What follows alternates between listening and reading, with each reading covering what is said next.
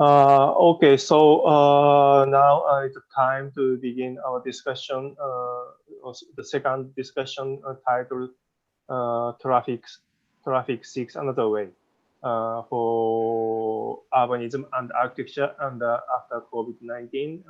It's held by Docomomo 2020 Tokyo team mainly. And so today we want to discuss about the traffic because as you see on the screen, all streets over the world are closed, shut down by the coronavirus.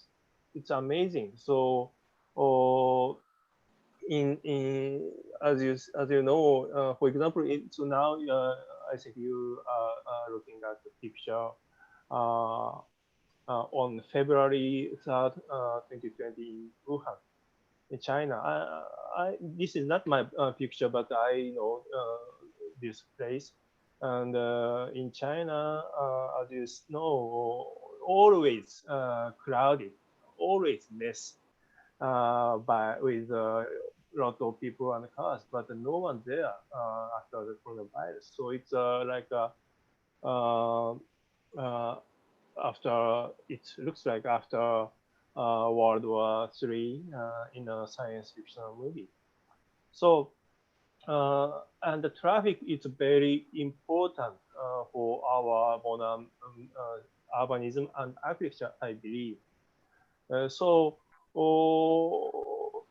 now today I want to talk about the traffic and how traffic could work and how it will work after coronavirus. It's a theme for today. And so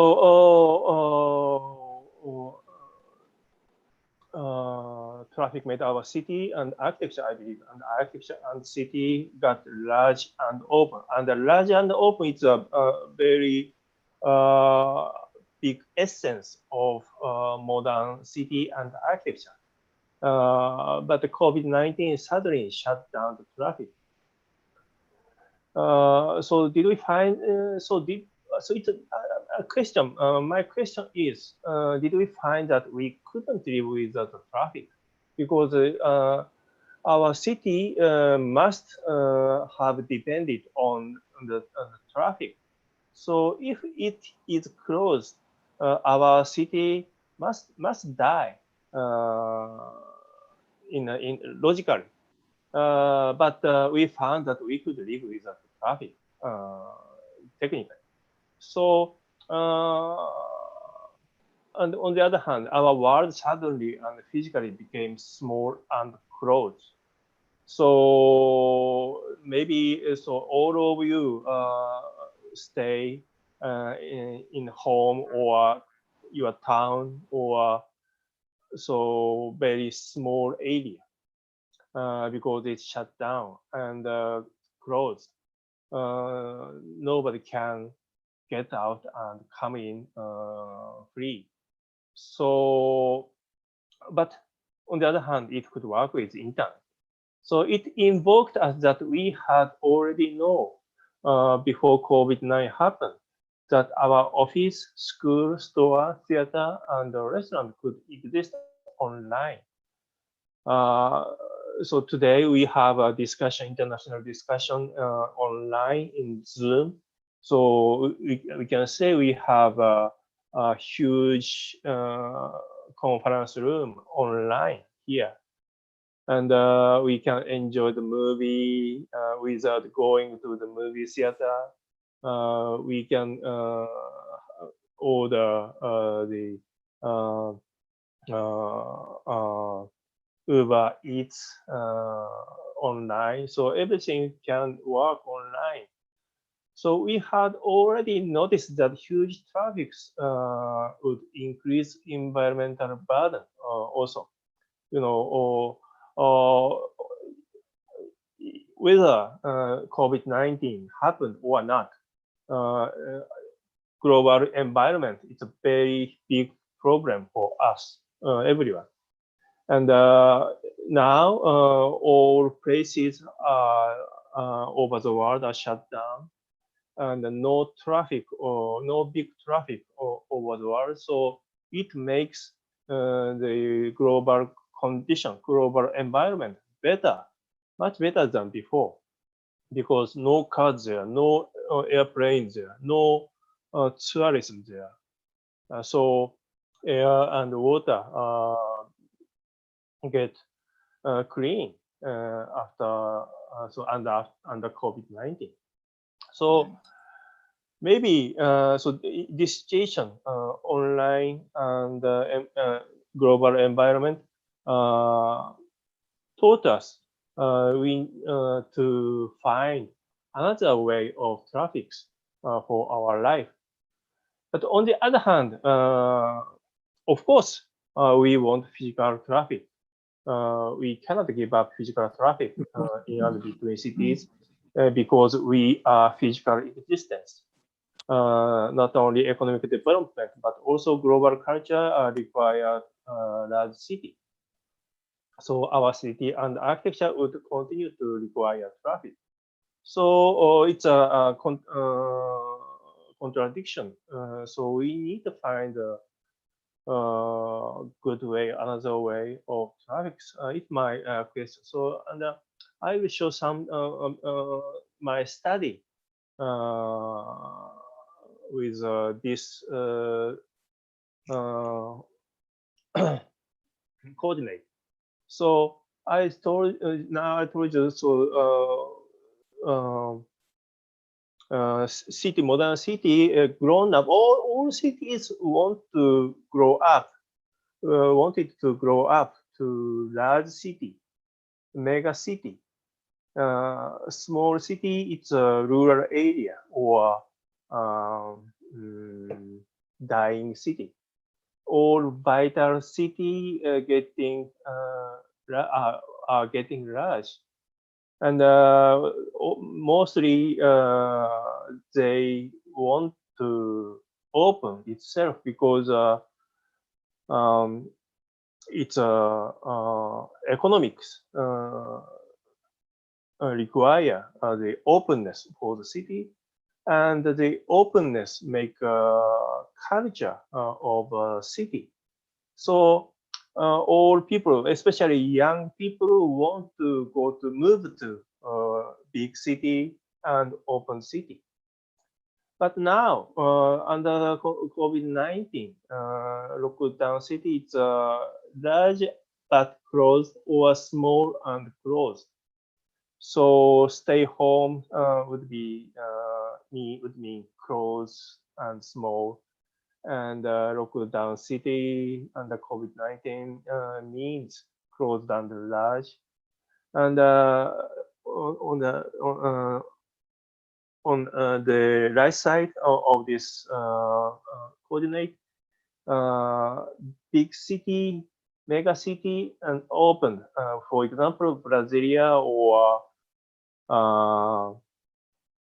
many cities are big and open. And New York, I wrote, I mapped New York in a fourth area. So it's big city. Of course it's a big city, but on the other hand, it has a very small area, small district, small street. For example, Jane Jacobs described New York as not a mega city, but a place for the various community. So in this coordinate, I want to I want to seek and find the new type of city. Maybe it will transfer instantly. So when we have a crisis or something, and so but on the other hand, so in the in 20th centuries, all of cities want to grow up to be big city, and all of cities want to be open. So now we need to ask again ourselves. It's the only way for us, and it's the only way for the modern city. Uh, is it? It's a big problem, I think. And for example, so this is a painting by Piet Mondrian, as you all of you know, and the Broadway Boogie Woogie. And street traffic is not just a function, I think. This picture shows it's a culture, or it's a attraction, it's a charming point of the city. It's a energy, it's a big movement. So street or traffic itself, it's a culture, I think. But it's closed, locked down. So it's a kind of a diagram of the locked down city. And I think uh, so for myself,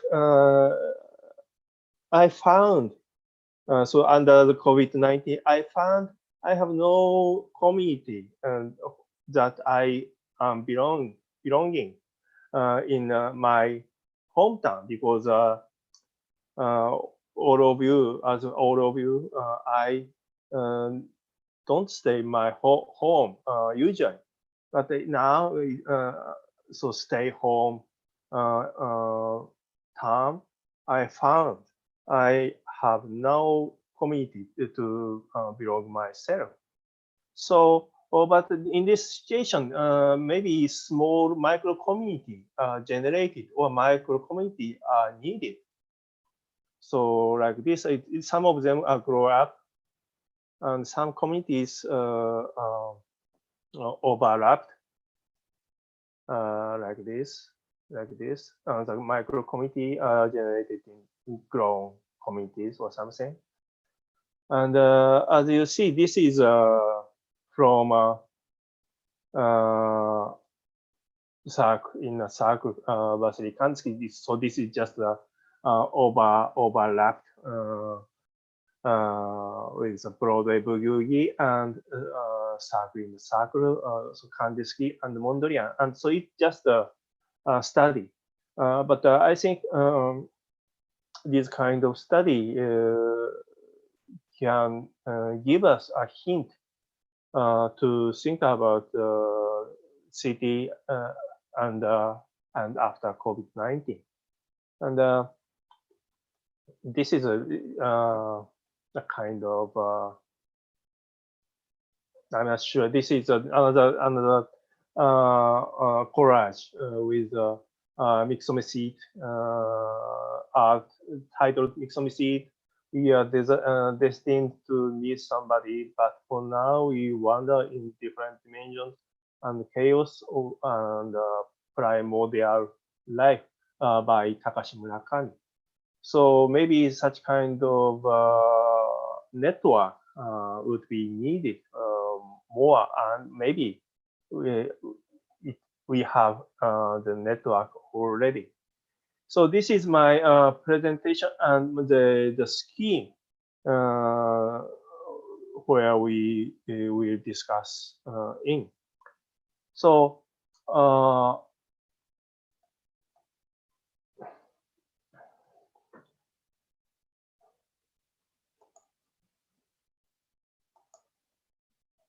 okay.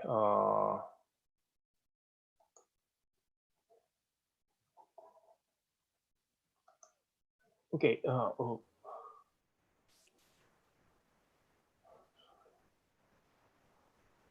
How?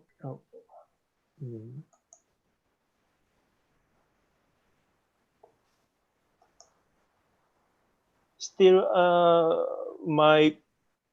I'm sharing my screen, or can I stop? No. No. So we want to have a presentation by Professor Proudhon now.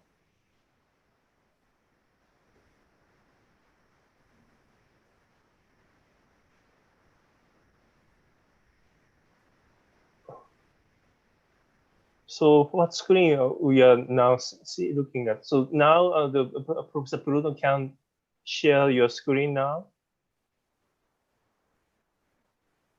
No. Just turn on my display.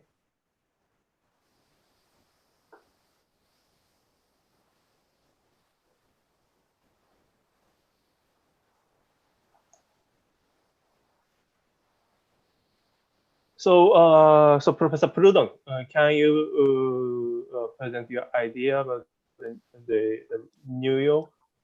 Can you share your screen? I don't think I can share my screen. I don't think you've given me permission for that.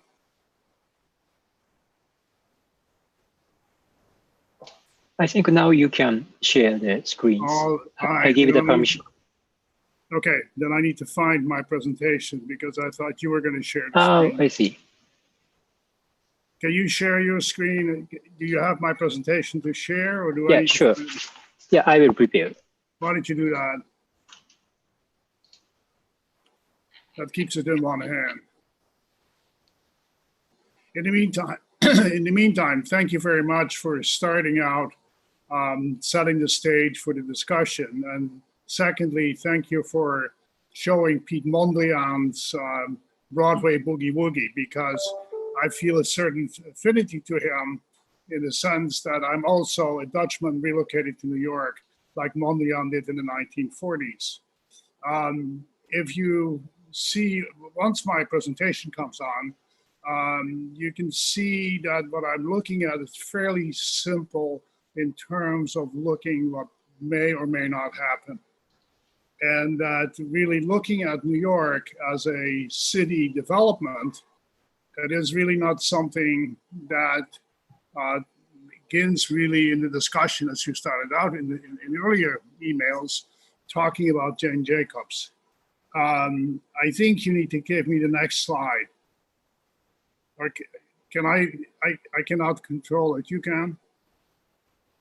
So when you look at a city like New York, which really is started in practical purposes not until the early part of the 17th century, when Dutch settlers arrived here in 1626 or 1609, whatever date, you see that it really is a layer of traffic and transportation that takes place over time. And the purpose of this sort of list is to show you how different types of transportation and related traffic are layered in over time.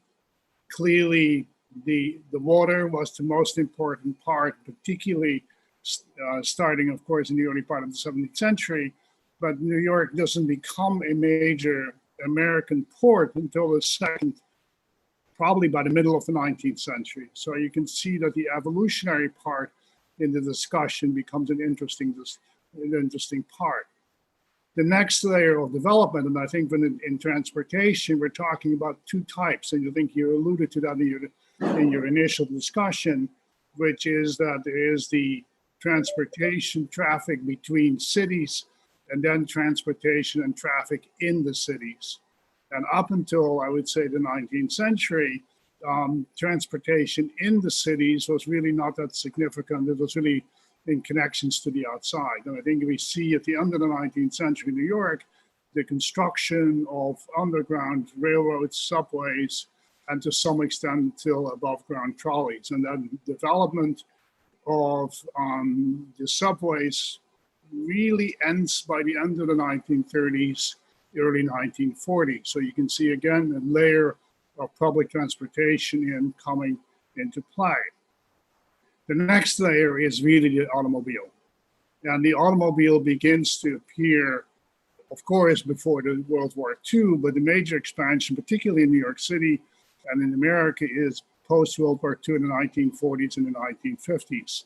And then, of course, now where we are is back to some of the old transportation modes. We're back to ferries, we're back to bicycles, we're back to pedestrians. And so we see it's almost as if this whole transportation development has gone full circle. Next one, please. So this is New York, probably in the middle part of the 17th century. You can see it's a pretty simple city. very limited transportation, but particularly important here is the significance of the water as an external force, as an external connection to the outside world, because at the end of the day, internally there was very little connection except for some trading and some agriculture with the rest of the country. Next one, please. So if we look at that same area, so what I'm looking at the aerial view, we're looking at the same area that we saw in the graphic from the middle part of the 17th century. You can see that evolution development taking place. But again, the water is still very important. And you see the development of bridges. And of course, you can't see the subways. But again, that becomes the internal underground connection system that begins to develop. Next, please. We've talked about Jane Jacobs in her book, The Death and Life of Great American Cities. And I think, to me, what's interesting is to bring this into context of preservation.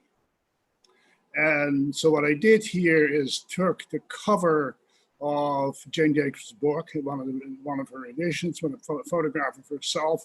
And on the next side, on the other side, is the image of the book about essays by James Marston Fitch. The connection is that both of them lived in Greenwich Village at the same time. And for example, in Fitch's book, the preface is being written by Jane Jacobs. And what's interesting here is that so her interest in the neighborhood became also an interest into preservation. And Greenwich Village is, for example, one of the first historic districts or conservation areas in New York City after World War II. So you can see there is a connection and an interest in the city as a collection of neighborhoods. And I think that's important to come back to, because that makes it very different from some other cities that are either from a much later date, like Brasilia, where that knitted together part really is not as much there. Next one, please. And I think the rise of the automobile after the war also becomes a major battle within cities. And what you see here is a diagram of a proposal by Robert Moses to connect the Holland Tunnel, which is at the bottom of the image, and the Manhattan Bridge and the Williamsburg Bridge at the top, with a major road to speed up the traffic. And here we go back to the connection between Jane Jacobs and Jim Fitch, because they both were part of the coalition opposing this. And they were successful. This got never built. And I think in hindsight, that probably is good. Although, of course, you could argue that traffic has gotten worse over time. But still, I think from a neighborhood point of view, it is much better. And from a context and contextual point of view, certainly it's a good part that they were successful. Next one. However, part of that, if you'll see in the next slide, is that part of that same thinking wasn't just limited to Lower Manhattan. What you see here is simply a route for I-95, I-97, which is the major north-south connection in the United States, barreling right through the middle of the upper part of the Bronx, which is one of the 5 boroughs of New York. And I think the devastation that took place is still something, again, it's a Robert Moses project, it's still the devastation of that is some part of the discussion as to whether that was really worth it, whether it really made a major impact upon the neighborhoods, or were those neighborhoods dying. And I think we will see as the evaluation continues over time, it will be interesting to see where it comes out. But it's still the same concept that we saw on the Lower Manhattan Expressway, is that barreling through to traffic for the purpose of connecting cities or connecting part of regions, but not necessarily for the internal use of population living in the city, which of course is counterproductive to the concept of the neighborhood as we saw it in Jane Jacobs and Jim Fitch's thinking. Next one, please. So that brings us probably much to where are we today? We are still closed down, largely. I mean, some businesses have reopened, but the workplace, offices, and manufacturing is still closed. There was a news report about a couple of days ago that they estimate about 67,000 apartments are empty. They're not empty just because people are left to the suburbs to be in a more secure environment, but also empty because they think people have left. And so here is where the symmetry comes back to the discussion in the 1950s and 1960s, where the question becomes, is there an exodus from the city outwards? And I think in your earlier presentation, you referred a little bit to the fact that we can do so much by internet and by digital communication, but how far can we take it and how successful is it going to be? And I think for us, the discussion right now is also very much an economic one, because the disruption is not just about people staying home, it's also because people cannot make a living. And particularly in the city of New York, and again, there's a news story this morning about the boroughs or the small businesses, the small stores, the small businesses that support the infrastructure of people living in town. All of that is they're gone. And so I think there will be a whole issue as to how this comes back. What happened on a physical sense, and I may have the next slide, please, is that traffic, the same thing as the image you started out with, roads are empty. And this, what you're seeing here, is the entrance on the New Jersey side, entrance into the Lincoln Tunnel. Normally on a day like this morning, if this was a normal time, that would be absolutely totally stacked, packed at a standstill because of people getting into Manhattan. And so you can see the enormous difference by just the traffic that has been stopped and is no longer taking place. It's picked up a little bit, but still, in comparison, it's maybe 40% of what it usually is. Next one, please. In the city itself, you will see in the next image that during the height of the shutdown, this was pretty normal. And I think the same thing as you saw in the first image that you started this discussion with, there's nothing there. People are there. They only see what you see there is a police van parked, and there's no more traffic, virtually no traffic, and certainly no parking. Next one, please. I think the other part that's really interesting in this discussion is what's happening informally. And it's kind of what makes cities interesting, which is that there is the mega planning part that you're talking about. And then there is what I almost would call Mother Nature. There is this sort of almost weed kind of growing that takes place. And there's some way about 2 or 3 months ago, restaurants couldn't open because the occupation inside was limited. And somewhere, somehow, and somebody, and I will probably have to figure out someday where it took place, they moved outside. But what's really intriguing about this is that they actually took over the parking places. And you can see in this image on the left side, there's one car parked in a little van, but the rest of it is taken over by outdoor eating. And this is pretty standard. The whole streets that are being closed, whereby the pedestrian world has taken over in order to accommodate both the business, but also in order it's suddenly possible.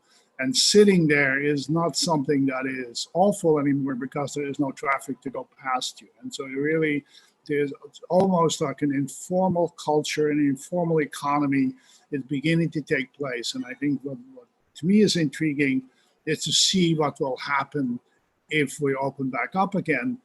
Are these going to disappear? And are we going to repark again? Or are people that run these restaurants going to bring in heaters so we can still sit there in the middle of December eating outside? So I think it's kind of interesting. So that on the one hand, the planning part, the global, regional, overall planning part, and then there's the informal process of going forward. Next one, please. The same thing can be happening when you talk about transportation.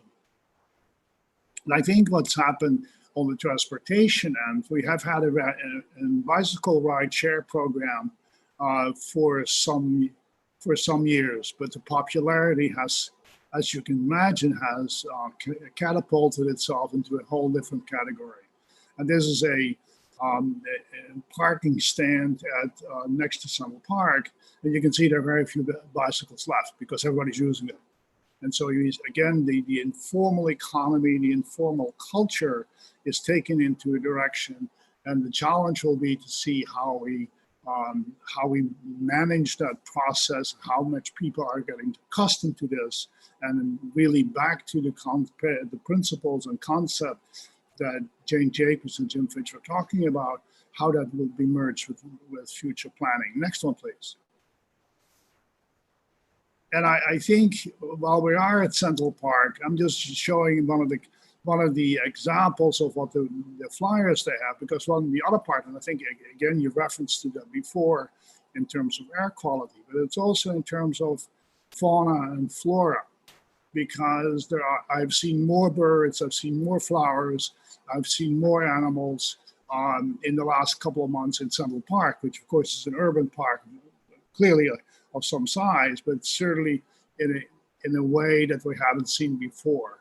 And so again, you can see that the lack of traffic and environmental pollution has led to the resurgence of nature, which is actually kind of interesting and is actually being used by many people. So the density in the park in terms of population is way more than we have seen in any summer in the last 50 years. Next one.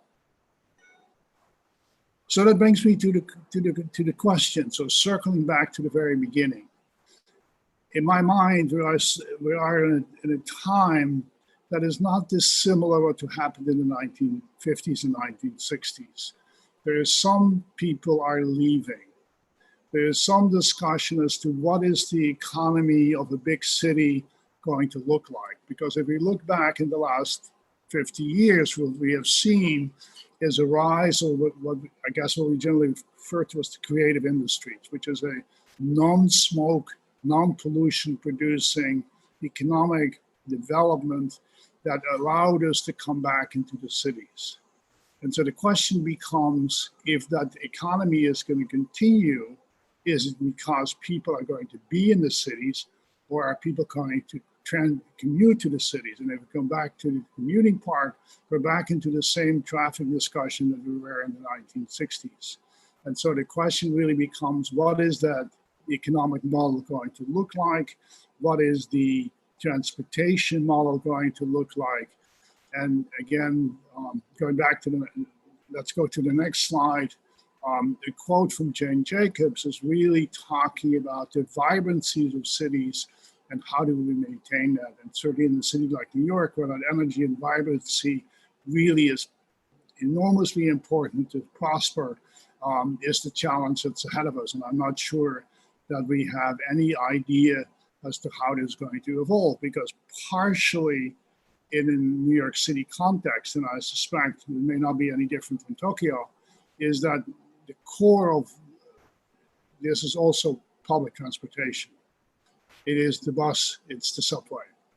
And in the context of COVID and its transmission, those have become places that have great concern. And so how are we going to balance that concern? How are we going to create that access? And how do we take it further?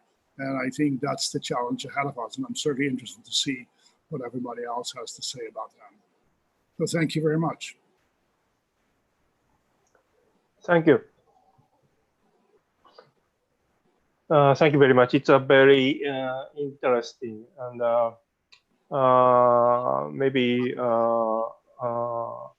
so the panelists must have a lot of questions, and I have also a question, but maybe we'll discuss later. So now we're going to have a presentation by Andre Castoro. Or can you present your presentation about Brasilia, please?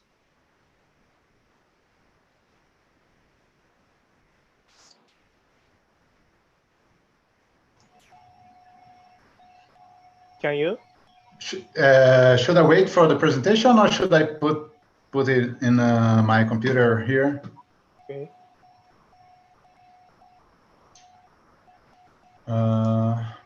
Okay, I'll try here. Mm-hmm.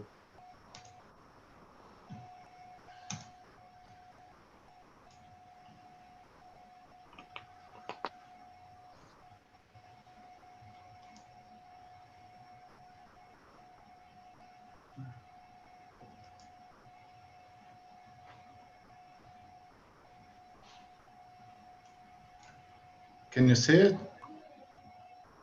Yes, yes. Yeah. Yes, thank you. First, can you hear me well? Yeah. Yeah. First, I would like to thank you, Dr. Takayuki Suzuki, for the invitation, and thank, of course, Docomomo Japan, Docomomo Brazil, and Docomomo International for this event. I would also want to greet the other panelists, Dr. Kengo Hayashi and Professor Theo Prudhomme. It's a great pleasure to meet you again, Dr. Prudhomme. It is a very pleasure to be here. I'm going to quickly present myself. I'm an architect from Brasilia. I was born here, and I work at the Brazilian Federal Senate. My PhD is in preservation of modern buildings here at the University of Brasilia, and including 1 year as a visiting scholar at the Columbia University in New York City. I'll bring a short presentation of my point of view of what's Brazilian urban design and traffic now and how the city was planned by Lúcio Costa in this particular issue. It will be an overview, and I hope it's enough to the discussion. First, let's talk about Brasilia. Talking about Brasilia is talking about urban planning and about the modern city. Brasilia is right in the middle of the country. It was designed in 1956 and was founded in 1960. And the design was by Lúcio Costa, who won a national competition to create the urban design of the new capital of Brazil. It is, of course, a fundamental landmark of urbanism recognized by UNESCO and a World Heritage since 1987. But talking about Brasilia is also and especially talk about a metropolis of 3 million people, corresponding to the entire federal district, with so many different urban and social conditions and disparities. As the competition established a goal of 500,000 inhabitants to the city, this number can be compared both with the total population of the federal district, it's about 3 million people, and the population of the pilot plan, the central area, which corresponds to the design area by Lúcio Costa, and there is about 200,000 people. This is the region with the high economic and social standards we have here. If the design of Lúcio Costa and the modern city can teach us about modernist thoughts and patterns on urban design, the actual city teaches us much more about our society and our challenge for the future. The optimism of Costa, the modernist and the design of the city itself, of a symbol of and a propulsor for social and economic improvements of the country, has the counterpart of a skeptical point of view of the future based on the contradictions of it, contradiction of the development of the city in its current reality.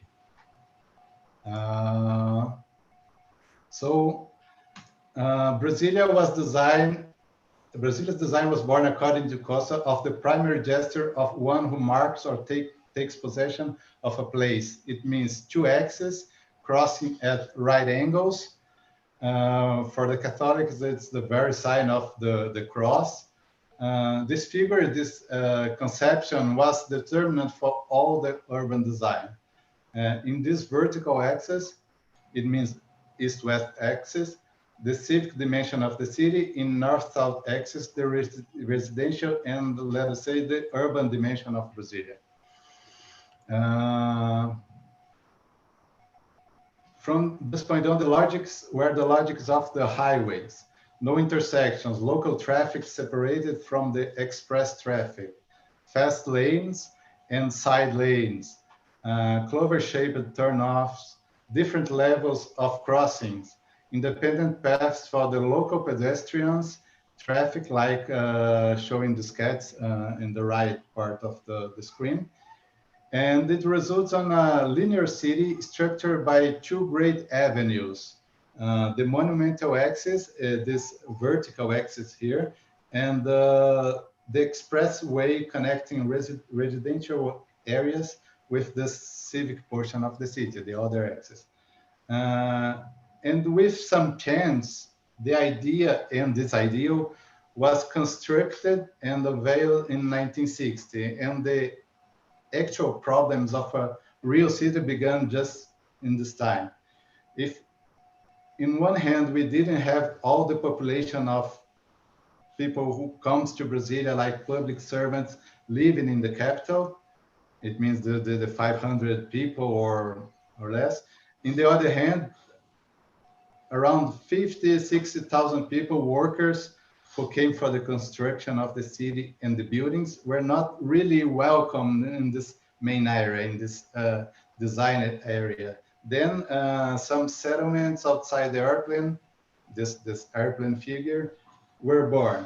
Some of them was called the satellite cities.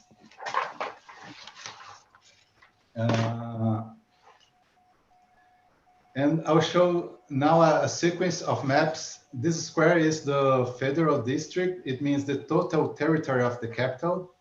And in the middle of this rectangle, you can see the airplane shape of the pilot plant. As you can see here, the occupation between 1950 and 1960 was very low in the territory. The main area, this airplane area, has a few occupations, and at the same time, the satellite cities like Sobradinho at north and Taguatinga towards east was created. In 1960 and 1970, this reality of creating satellite cities become more real. Away 20, 30 kilometers from the city core, they were at first a half dozen, and they were already bigger in population than the pilot plant, this central area.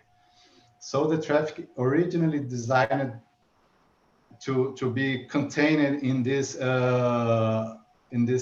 planning city had to be integrated in the not expected net of parkways from Brasilia to the other cities like Gama, Sobradinho, Taguatinga, and this city conceived to be a closed shape, a closed,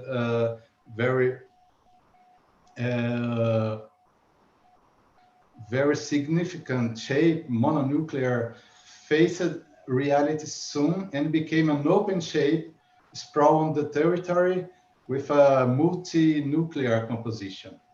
The social integration expected by Lúcio Costa in his report, politicians, public servants, car drivers, etc., living close together in the wings of the city, didn't become reality.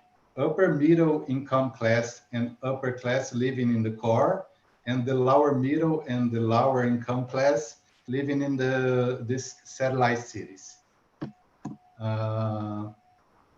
In the next decade, Lúcio Costa said, it's a curious fact that that sensation of seeing that what was a simple idea in my mind becoming a huge, dense, immense, alive city that is Brasilia today. So the urban area indeed was quite different from that one in his mind, and the population as well. This period between the decades of 70 and 80 was a period of consolidation of the occupied areas of the previous decade too. But it's important to say the pilot plan kept pretty much alike the design with the wings, the axis, the super blocks, and so on. At the same time, this will be important to preservation matters. This preservation of the idea of the city, preservation of the first occupation of the north wing, south wing, this resilience of the initial urban design. This will represent also a social inequality, which is the big problem of our society in Brasilia and in Brazil. In the next period, between 98 and 99, another boom of urban growth occurred, as you can see in the map. New satellite towns were founded due mainly to a great migration movement to Brasilia. And in this last period, we have in the map, with the growth of unofficial settlement and horizontal condos around, but distant from the core, we have this new shape of the occupation of the territory. The situation today is a little bit different, with more urban areas being consolidated, but it's more or less like this. Outside the rectangle, outside the federal district, we still have urban settlements and cities which are in the metropolitan area, but located in other states, Goiás and Minas Gerais. There are actually 22 municipalities and more or less 1.5 million people living there outside the federal district, but living in relation with Brasilia, and working in Brasilia or studying in Brasilia, etc. So the growth of the occupation of the territory is still active, still alive, but the dependency of the central core in terms of jobs, in terms of services, is still a strong reality. We have here a roadmap of Brasilia, and I show a scheme of the main vectors of this pendular traffic from the satellite cities and other cities around federal districts to the central area. The main vectors are shown in the map, these arrows. We have a subway system that serves this satellite cities on the west side of federal district, but it is used by only 2% of the population to commute.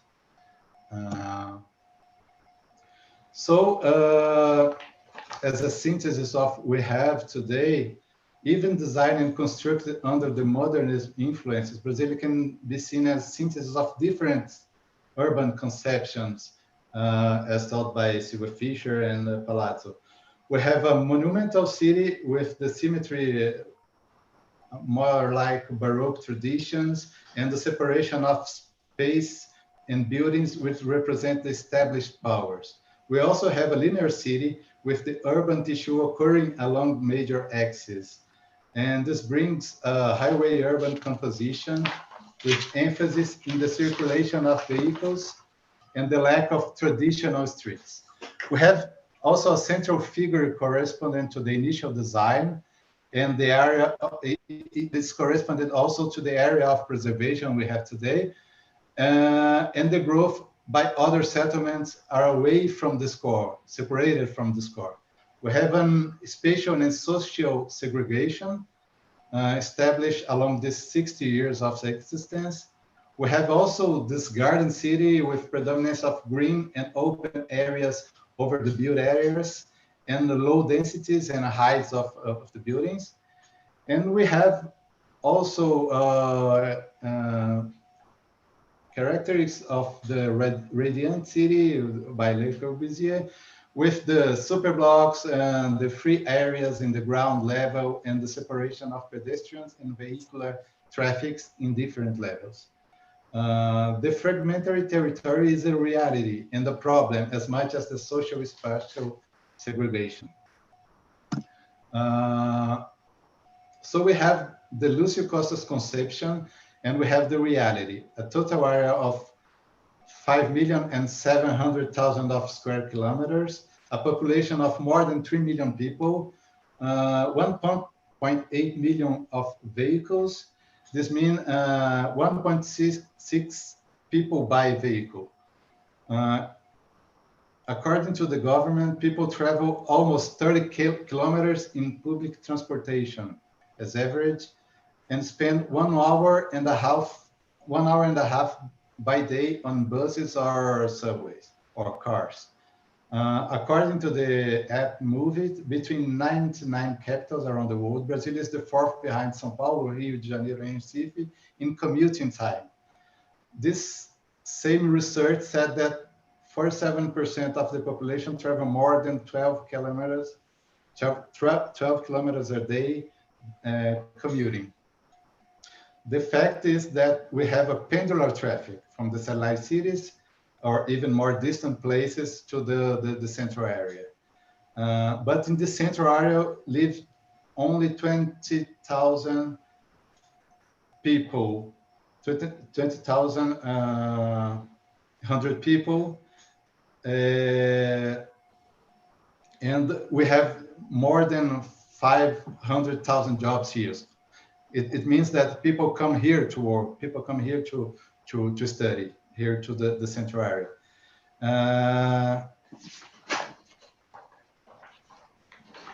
And this is what you used to have right before COVID.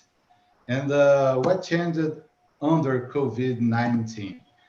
I must say that we are still realizing the consequences of the COVID in the society and in the city. In Brasilia and in Brazil, we are still in this high plateau of cases and deaths. We are still in the very serious situation. Social isolation is official in Brasilia. Most of the public servants are working at home, but the stores are open, the schools are closed, and the rule is the home learning system until the end of the year. But as we can see at the graphic at the right, the traffic changed at first, but it has been increasing since March, April, and we have today something very, very similar of what we used to have before the COVID. So the traffic level, the traffic, it's almost the same than before COVID. And this led us to think about the future, the cities after COVID outbreak.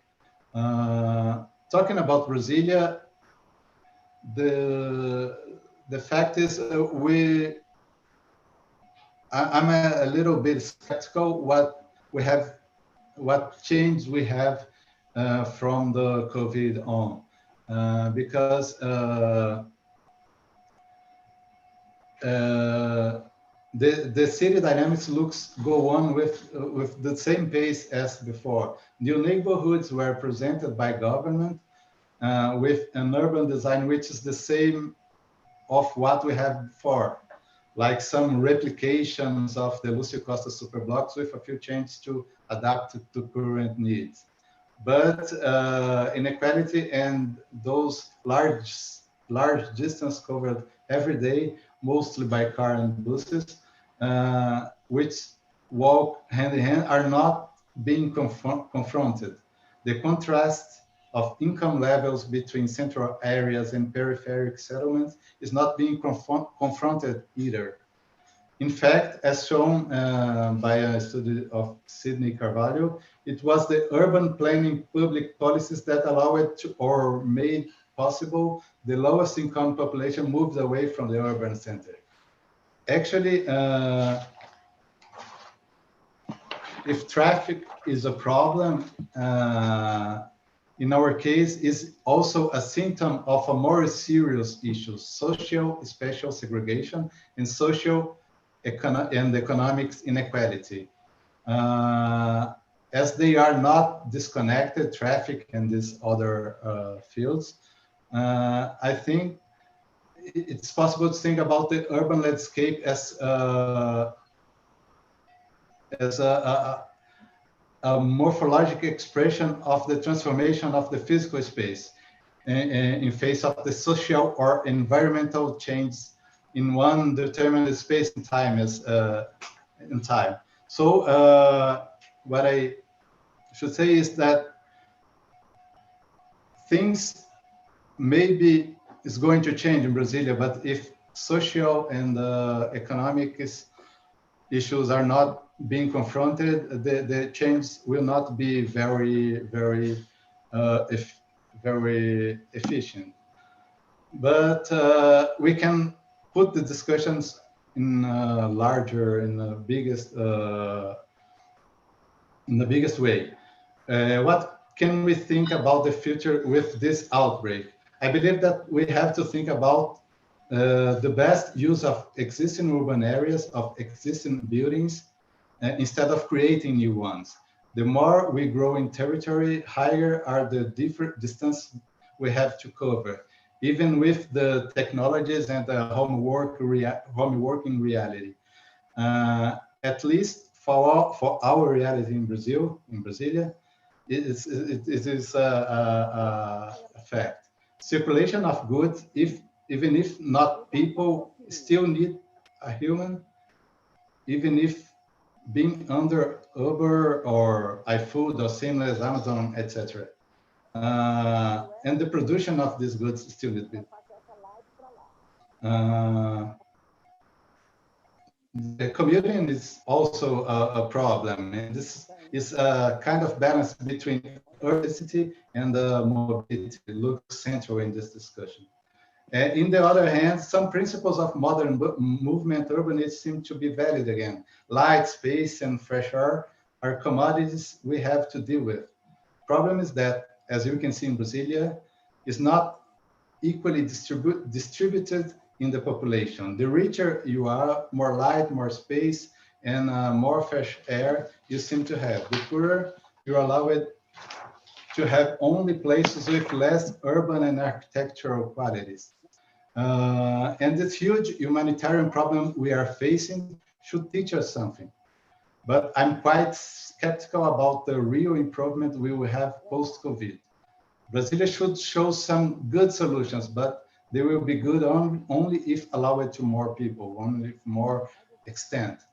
As Milton Santos said, a Brazilian geographer, our cities don't reflect current conditions, but always portrays the past. The city is the place where we live now, but which was constructed in earlier times. So what city we are going to live with our work, with our interventions. And I would like to thank you, and that's it. Okay, thank you very much. Thank you. It's very interesting. And Brasilia, of course, we have learned about Brasilia, but a lot of things we don't know about Brasilia. Now we can know something about Brasilia. Okay, thank you. So maybe we will have a question and answer for the Brasilia, but now let's move to the presentation by Kengo Hayashi. So can you present the idea, Dr. Hayashi? Yes.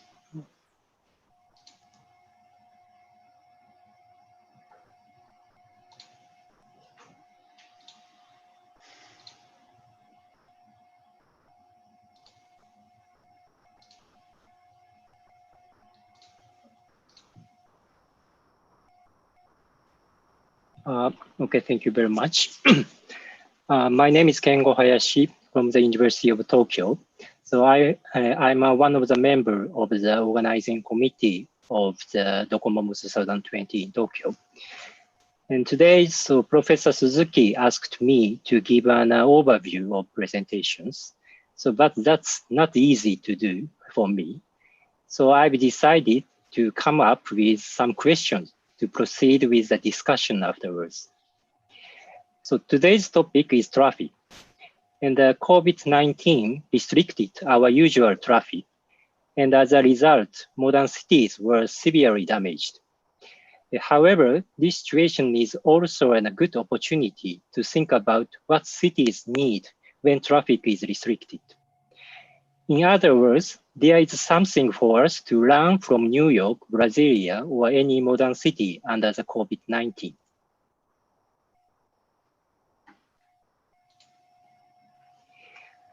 The 20th century, or the age of the modern movement, was an era of urban concentration and the emergence of the megacities.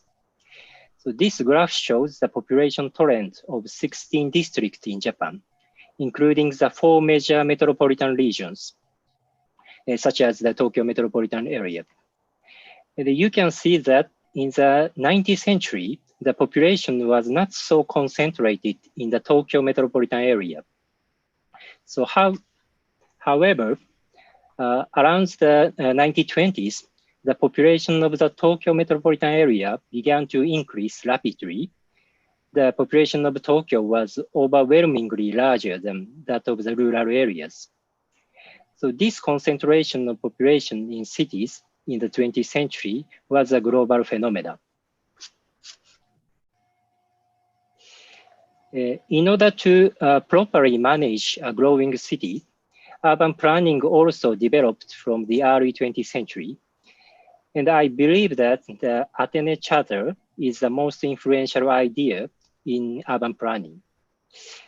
It is a philosophy that distinguishes between dwelling, work, and recreation, and arranges them by connecting each other with transportation. So in this model, so our daily life is established on an urban scale.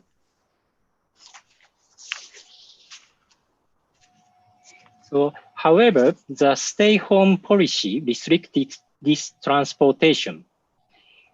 So, as a result, we are forced to do all of our dwelling, work, and recreation in or around our homes.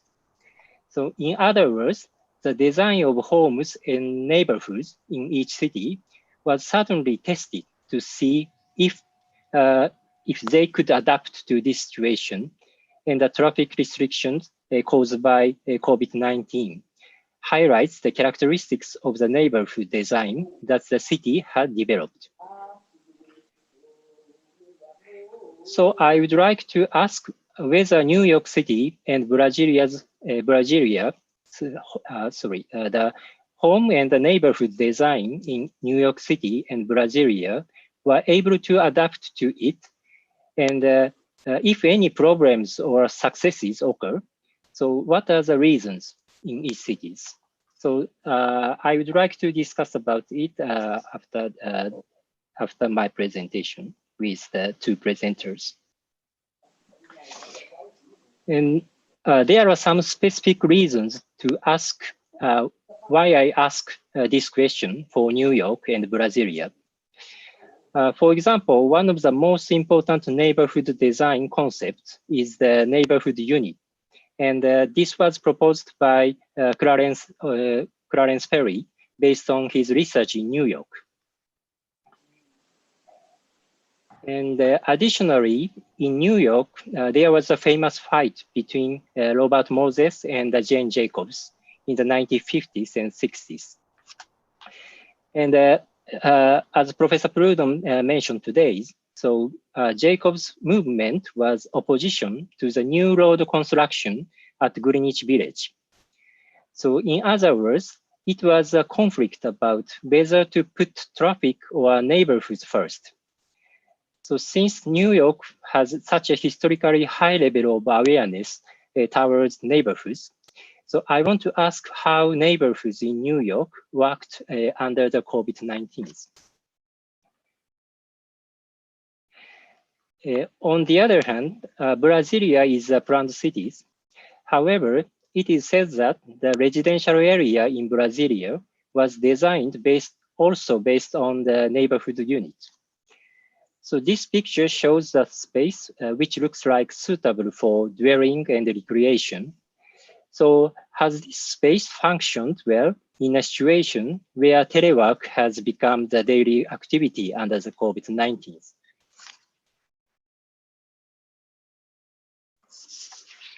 So this is the first question.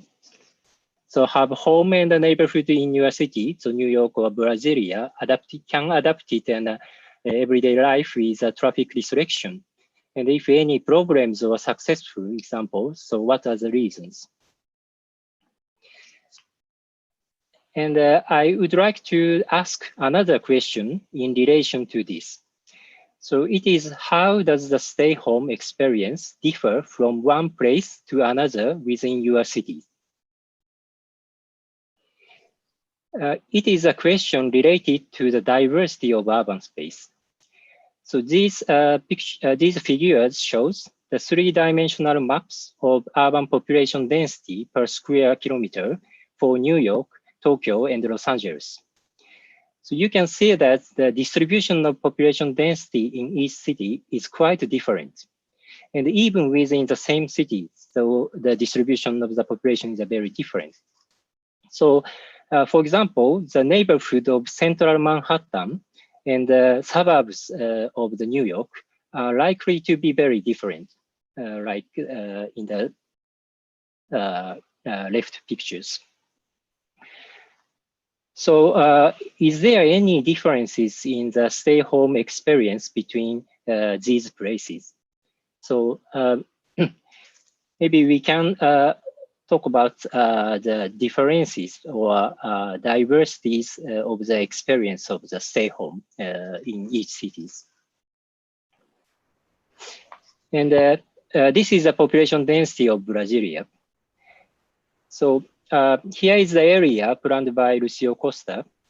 But as today's presentation, so the city extends beyond its bound. So for example, here is a low-rise housing area. And I think the community is different from one in the city centers. And as Castro mentioned, so in Brasilia now there are disparities.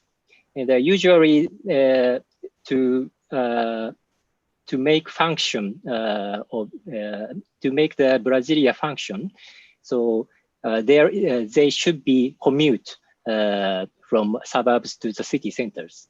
So, but now the traffic is restricted. So in that cases, so as Castro mentions, I think the disparity is becoming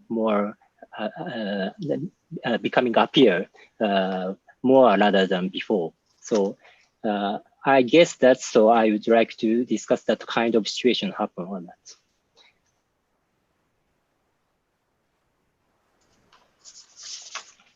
So along with the first question, the question I'd like to ask here is how the experience of stay homes differed within the same city.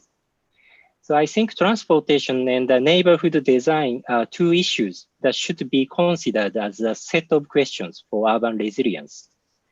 So if telework continues, so it will be more common to select a residential location based on a livable neighborhood rather than one based on job opportunity or commuting efficiency.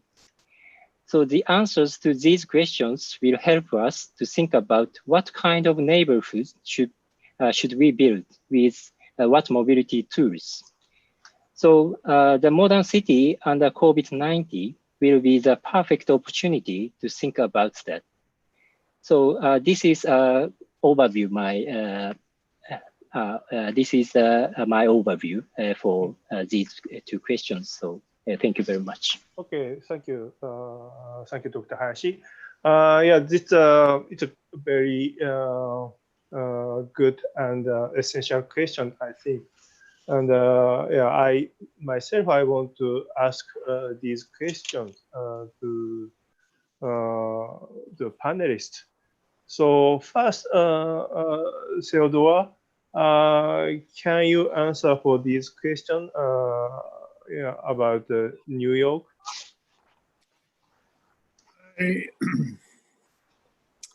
I've been watching the presentations, and the idea of starting with the Athens Charter and simplifying the model down to taking transportation out of the diagram, I wondered about how accurate that is. And I think that in theory, that diagram seems to make sense. And then I look at the New York experience and I realize that it's a little bit more complicated because there is, yes, the work, the dwelling, the recreation are within proximity, but they're not necessarily in the same neighborhood completely. And so what we see here is that the infrastructure, that's to say the secondary infrastructure in terms of service industry.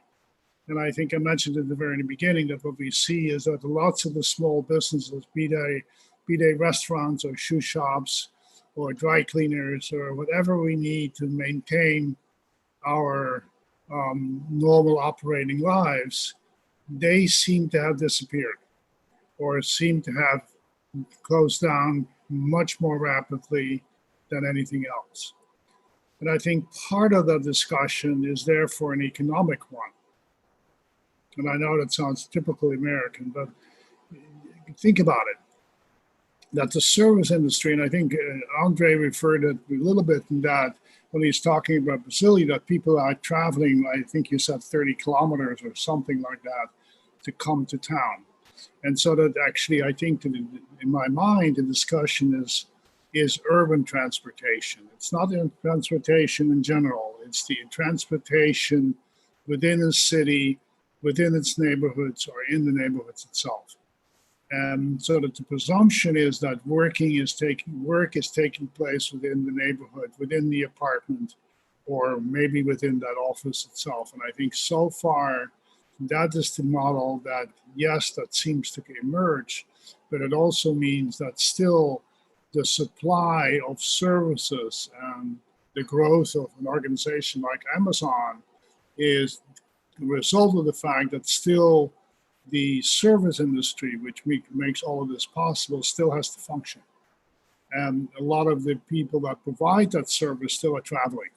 So I think there is a kind of duality here. And I think, again, Andre, you refer to social spatial segregation, and I think that's the same thing that we see here. There is a social economic segregation of neighborhoods whereby one needs to travel to the other in order to make one work.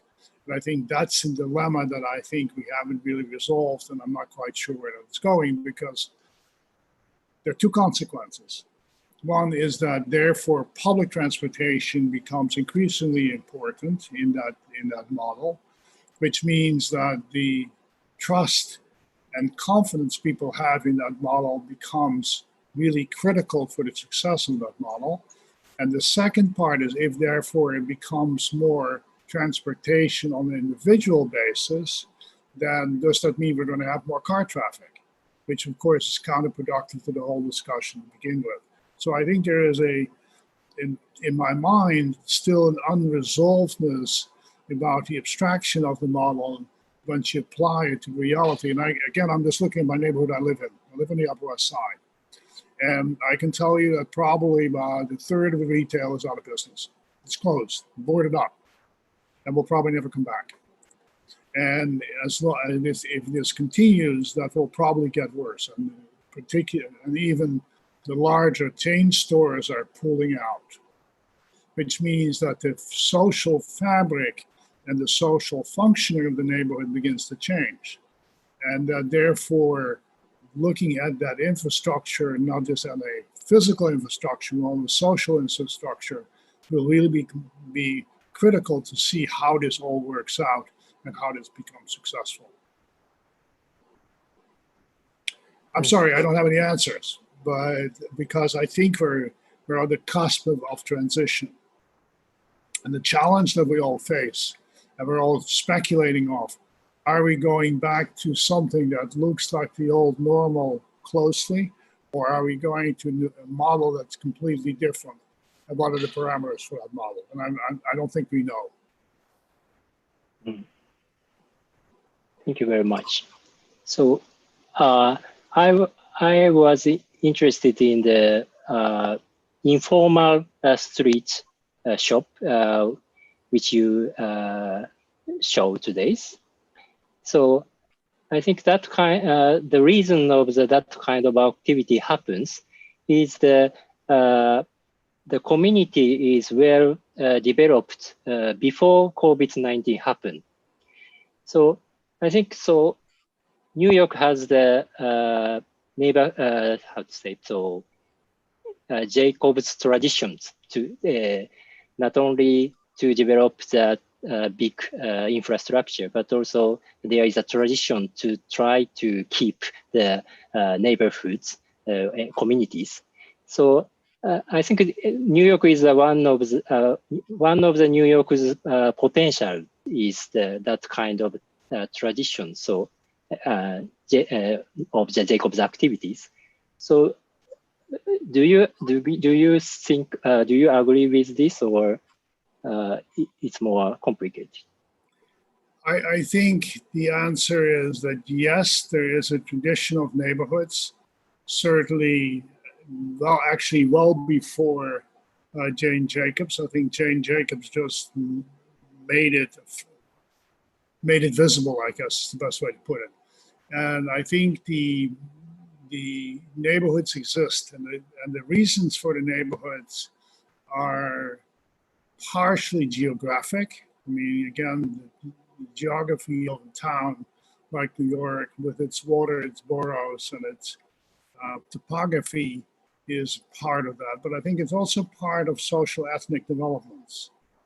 And that certainly the history of some of the neighborhoods are ethnic, meaning somebody came from Italy and brought his cousin, and the next cousin came, and again, for different nationalities or ethnic groups, that sort of continues to develop itself. And I think even in the 20th century, you still see that what really changed is the country they're coming from, but the pattern of development migration is not unlike that.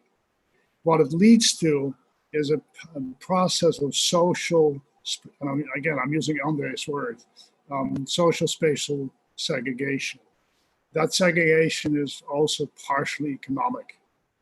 And so I think the challenge that is that the evolution of the neighborhood in terms of its integration is really going to be the challenge. It's not just the technological or practical infrastructure. I think it's also the social infrastructure that's going to be done. And I think part of that, again, goes back to values, economic values and real estate values, whereby, let's say, people can afford to live in the neighborhood, therefore are forced to travel even if they work in the neighborhood in the service industry. So I think there are kind of social structures that needs to get resolved, that in all the urban theories are always collapsed as if it is a normal process. But I think in terms of the informal structure, I think it's going to be really interesting to see.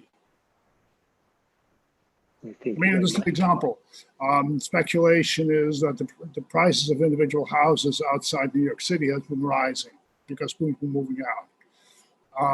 Empty apartments means that the cost of rentals or the pressure on rentals is coming down. But at the flip side of that, there are a whole series of people that can't afford to live in an apartment anymore because they can't pay the rent, because economically they're not. So I think those social upheavals are still very much in fermentation, and I'm not quite sure how that ultimately will result in the model that we're looking at. Thank you very much. Thank you. Maybe it's a bit difficult to analyze everything that's happening in New York. And of course, streets and small streets or community that Jane Jacobs mentioned must have adapt this situation, and it can work. And as Theodore presented, so the restaurant on the instant restaurant on the street in the parking space, or rental bicycle. It's a very good example for this situation. And my interest, so it's New York. It's a city of diversity. So many race, many ethnic, and also many class of people are living together. So very wealthy people, rich people, businessmen, and also poor people, workers. So such kind of difference between many various classes. So poor people or rich people or businessman or worker, or so how this, so, and the diversity is most attractive character in New York, we know. But in this situation, so the city in New York can work for all people in all classes, various classes, or not. It's my interest. What do you think about this point, Professor Proudhon? Well, I think that, and I think, again, I'm sort of looking at Andre, thinking you may want to sort of respond to it in your own way. I think that part of that diversity is an economic diversity. And by economic diversity, I mean it's more than just one industry. And I think if you look at Brasilia as a contrast, that it's a one industry town. Everybody works for the government, and everything is being supported functions in the government. So therefore, there is a degree of stability. I think the challenge for the New York one is that, yes, there is the informal benefit of taking over the street, the quality of air, quality of life, quality of vegetation, all that's taking place. But I think the real challenge right now is how we are providing the services, even all the way back to bringing kids back to school, which is really the big discussion right now, this very minute, is really opening schools on all levels, from nurseries all the way up to universities, in the next couple of weeks. How far do we take that? And again, those are sort of examples where the testing of that model of what we have today with the stay-at-home consequences, how does that take it further? And I don't know about you, but I know I'll be teaching this semester online. I'm not going to see any students physically. I mean, I'm only going to do it online.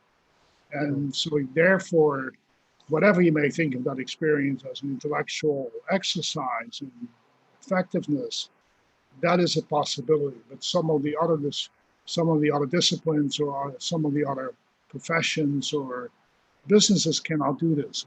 So I think that really the challenge is not just the living together, but it's how we work together and how that relates back to living together. And I think that that's the challenge back to the Athens Charter, that the simplified diagram is really attractive. It's a diagram that we go back to the Garden City movement or whatever else, how far we take it back. But the reality of that, it's not entirely clear to me. Maybe some smarter urban historians and planners are further ahead in that, but I think from my point of view, I don't quite see it. However, on the other hand, we all like the neighborhood as it is today. We like the fact that the cars aren't there and the trees are out. So I think it's kind of interesting. This sort of duality we sit on right now is that we like the quality of life we're getting. We're not quite sure we can afford it. Afford it in all aspects. Mm-hmm. Okay. Thank you. Thank you very much. Andre, can you answer for the question by Dr. Hayashi? Yes, of course. What I can see from Brasilia is that we are learning new skills of being together and not together, of buying stuff, of working, of going to schools. But I think that most of these new skills we are learning is not going to last after COVID, because we also want to do things personally. I think that what will go on is it's a kind of mix between these new skills we are learning and the old skills we had before. It's a mixing between remote and personal presence in working and studying, in being together, and so on.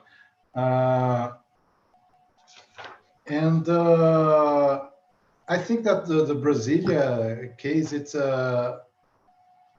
could be a bit different, because we have here a kind of different population. Most of the population work for the government. Good parts of the population work for the government, and so we could have a different approach from this pandemic situation, because staying home is possible. It's possible for me. I work at the Senate. It's possible for me. So this diagram Kengo Hayashi showed, with no transportation between the activities, it fits perfectly for me these days, because I'm not doing I'm not commuting to my job. My kids are not going to school, and we are doing all together at home. But I think that the most part of the population with who to this diagram works, you have to have a population, a lot of persons and a lot of services to give support to it. So we have a great increase of delivery transportation, like food delivery, or Amazon, or this, and we have also a lot of people who need to go to. Here in Brasilia, the stores are open. The physical store are most of them open. So these people still commuting, still coming from these satellite cities. I live here in the center, because that's why I'm talking about.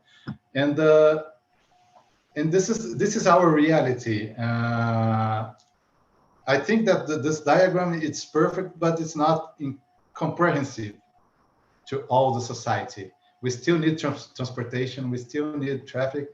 We still need people commuting. I think that we have to think about is how this transportation and how this commuting is going on from now. Here in Brasilia, I believe that the public transportation is like buses and the subway. Less people are using this public transportation, and they are using their own cars, and they are coming to the central area by cars, and that's why this traffic was increased. Was almost the same that we had before the COVID. So the title of this meeting, Traffic Finds Their Way, it's perfect because we are changing. We changed the traffic we have here in Brasilia, but I think that it still exists and it still is in the same level or more or less that we had before. There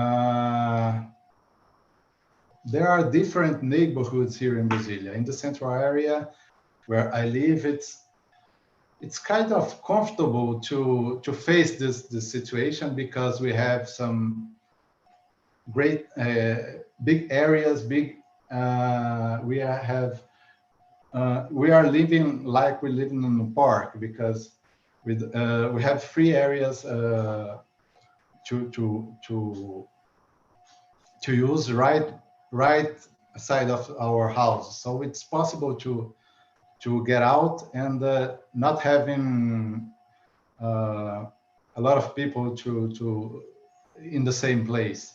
It's a good thing, but as I told at the presentation, it's for a small part of the population. This reality, we have a comfortable situation for a small part of the population, and I think that this is the biggest problem in Brasilia.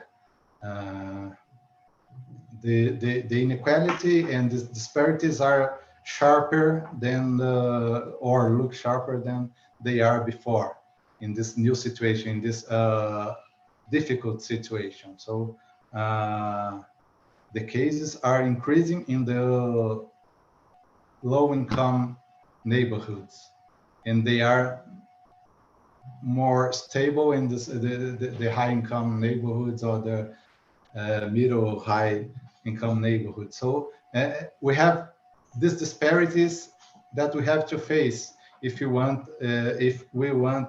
more democratic and more inclusive cities after COVID. And I think that this could be this is a huge challenge because the urban design, the urban planning doesn't solve it by themselves, and they are only part of the solution. The solution is public policies. The solution is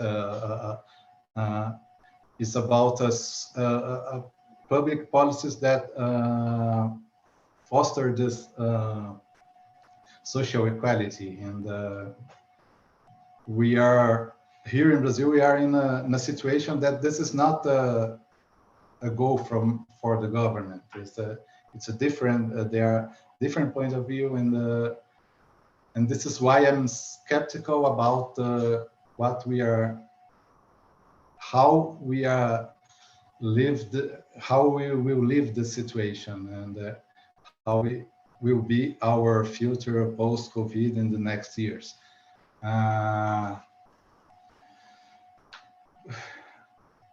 Let's. I think that maybe that's it. Brazil, it's a mix of open city in its urban design, in its architecture, and in its relation between architecture and urban design.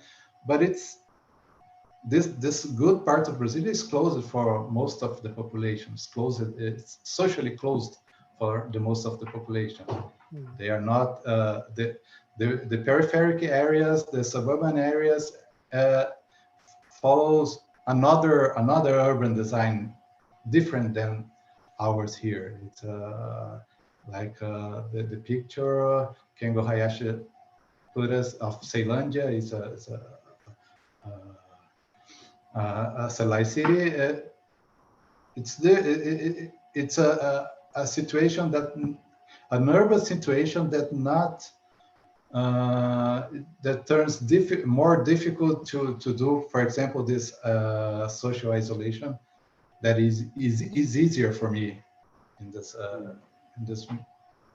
best area of the city. I think that there is a social problem that is more visible right now.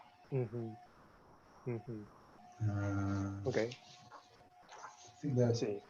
I don't know if I answered the question, but Yeah. it's difficult to have answers for this. Of course. Because we are learning. We are learning from the situation, and we are realizing what's going on. So does that disparity and differences of the neighborhood between the central area and the suburbs also influence the number of the infectious disease, number of the patient to get the COVID, to infected by COVID? Yeah, there is a trend of increasing of contamination in this lower income areas and this peripheric areas than in this central area. And I think that it's because people who live in this area are commuting more, are not able to do this social isolation than part of the population are able to do, are allowed to do. I think that's because of it. And they have to commute to the central area almost every day. Thank you. Yeah, there is difference between. Well, I think it's fair to say, certainly from our perspective, that the COVID situation has exacerbated, let's say, social inequality. And therefore, and I think, Andre, you're referring to that in a similar way, is that the economically less advantaged neighborhoods, be they ethnic or maybe just economically less developed, are much more affected by the impacts of the pandemic than anywhere else. And then clearly it's a result of density and other social conditions, access to medical services, whatever else it is. And I think that's one of the side effects, not benefits, of what's taking place that I think we are just beginning to realize and have to deal with as part of this whole discussion. And I realize this is far away from a traffic discussion, but I think, again, movement of people within an urban context is all part of that whole picture and all aspects that are being influenced by it. Okay, thank you. So it's a great discussion, and of course it's a very, very difficult to find an answer because it's an economic problem and also social problem. And but I think we can learn from histories of New York and Brasilia. These cities are representative cities of modern movement. It's a kind of realization of idea of modern movement. And now this is a very difficult situation that modern, so the architects or city planner in early modernism couldn't expect. So, but always cities changing its history of cities, and now New York and also Brasilia will change. We know they will change, and they have changed, and they will change more and more. And I think it's pretty difficult, but I think we can learn. We can find some solution, any solution from the idea of Brasilia and New York, and we need to make effort to find more idea to develop these cities afford to the situation in the future. Now it's getting closing time. So, fine. May we have any question or quick comment from audience? Any comments? Anna, do you have any comments for the discussion?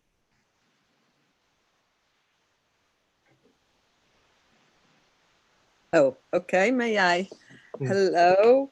I enjoy very, very much this. It's very sharp to look at New York and Brasilia, and I believe that all of us knew, let's say, New York. There's lots of research on New York City, but I think that this vision of Brasilia that Castro present us, it's really new with all these suburbs and all these systems, because at Docomomo networking, we are normally looking at a kind of classical or historical Brasilia. So I think it was really, really very challenging. I would like very much to thank Theo to bring to us really very fresh New York with his unbelievable Mexican esplanade on the street. So it is a Mexican restaurant. Yes, it is a Mexican restaurant. It's fantastic in the streets. So we really confirm that people are still intelligent, and one of the most intelligent human evidence for me, it's the city, how we can live in an urban networking and in a city. And I do believe that with COVID, we will, let's say, invent new ways of surviving together. And I believe that the reference that Theo Proudhon made to the garden city concepts quite 200 years ago, it's very, very, very, very important and very interesting. And in a way, New York, with the big, big, big park, your Central Park, in a way, perhaps, and we try to make a reflection on this matter in the last, or the Current Care journal, the role of Olmsted and all of these American guys who in the middle of the 19th century and or perhaps in the end of the 18th century are really thinking on making a new society reflected in a different approach to built environment. And United States, I really do believe it's a key in this aspect, or at least it was a key in this aspect. I would say 18th and 19th century. And Frank Lloyd Wright, in a way, it's an architect, very, very connected with all the balances between landscape and building. So this is a long, long discussion. I believe everybody's a little bit, it's enough for this session. But I really do think we are about inventing new ways of surviving together, of staying in our cocoon and domestic life and keep networking outside. And let's hope in 1 year we are able to be together. I'm still optimistic at this respect, but perhaps I was more optimistic 3 months ago. So let's go slowly, slowly. And I would like, let's say, on behalf of Docomomo International, to say how grateful we are to Professor Suzuki to be the great energy, and to Kengo Hayashi from Tokyo as well, to organize and to moderate this cycle of these frozen modernism. Let's say how we get out of this frozen bath soon. So thank you so much. Thank you. Thank you. Okay. Thank you. So now, so maybe we have more things to discuss with, but it's time to close this discussion. This is a series of discussions for the conference in next year. So I want to keep plan and discuss more in this series. Maybe 1 month or 2 months later, we will have the next discussion. So we need to think about this situation more and more, and maybe we can learn more and more through this discussion. And the next time, maybe I will join from China, Wuhan. So I think I can report the situation in China. So in the Wuhan, yeah, it should be surprising, I think. So thank you very much, everyone, panelists, and all people who joined this discussion. We will discuss more and more. I will update the information in Facebook or website of Docomomo Tokyo or Japan. So see you next time. So thank you very much, everyone. Thank you. Thank you for organizing. Thank you, Anna. Much. Thank you, everybody. Thank you. Thank you, everybody. It was a great time. Thank you, Brasilia. Fantastico. Thank you, Anna. Obrigada, André. Thank you, Anna. It's good to meet you all. Kengo, please give my regards to Shin. Yeah, thank you. Hope he's okay. He's okay? Bye-bye. He's Yeah, very okay, okay. silent now. Very silent. Today he's sleeping. Okay. Almost It's a little midnight bit here. late for you. Bye-bye. Okay, Bye-bye. bye-bye. Thank you. Bye. Thank you. Bye. Thank you.